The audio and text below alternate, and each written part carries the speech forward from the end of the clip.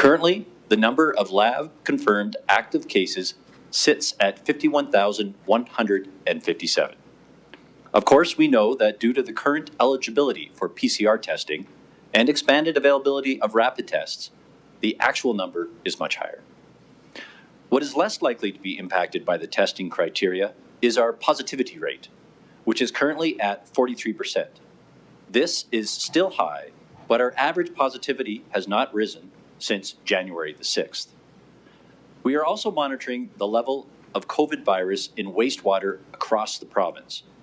In most of the centres we're monitoring, COVID-19 levels in our wastewater are starting to drop.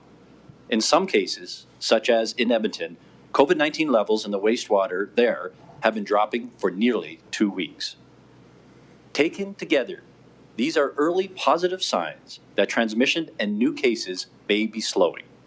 However, even though there are early indications are coming down, our hospitalizations are continuing to increase. Today, there are 1,377 people in hospital who have tested positive for COVID-19, which is an increase of about 30% over the past week. As in previous waves, hospital admissions will lag behind cases. So there's no discrepancy in the fact that cases seem to be going down while admissions at the same time are rising. It means, I hope, we're at a turning point in the current wave and we can start to see the end of it. But make no mistake, the coming weeks are going to be the toughest yet for many Albertans and for the people working in core inpatient units in our hospitals. But admissions follow cases. Once we see a sustained drop in cases, we can expect to be on the downslope in admissions within a few weeks. Now, over the last 7 days, an average of 58.6% of new non-ICU admissions and 66.1% of new ICU admissions are directly due to COVID-19. The remainder are patients with COVID-19, where COVID is an incidental infection unrelated to the admission, or it's unclear whether or not it's related. But as we said before, whether patients are in hospital to be treated for COVID or they just happen to be infected, we need to make sure that these patients don't go on to infect other patients or staff. Our hospitals have additional care protocols in place to prevent further transmissions. Those practices take time and resources and add to the strain on our system.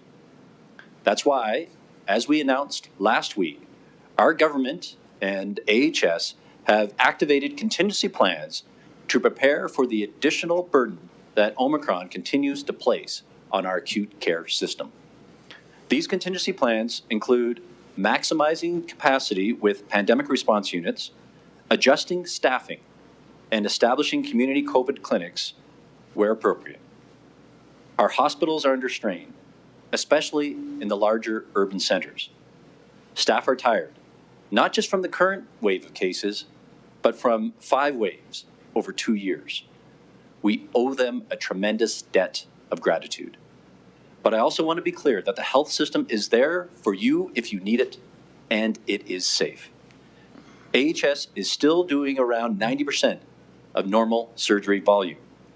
Now, they may have to reduce more, but they'll do it in the most limited way they can and work hard to avoid the kind of reductions that we've seen in previous waves.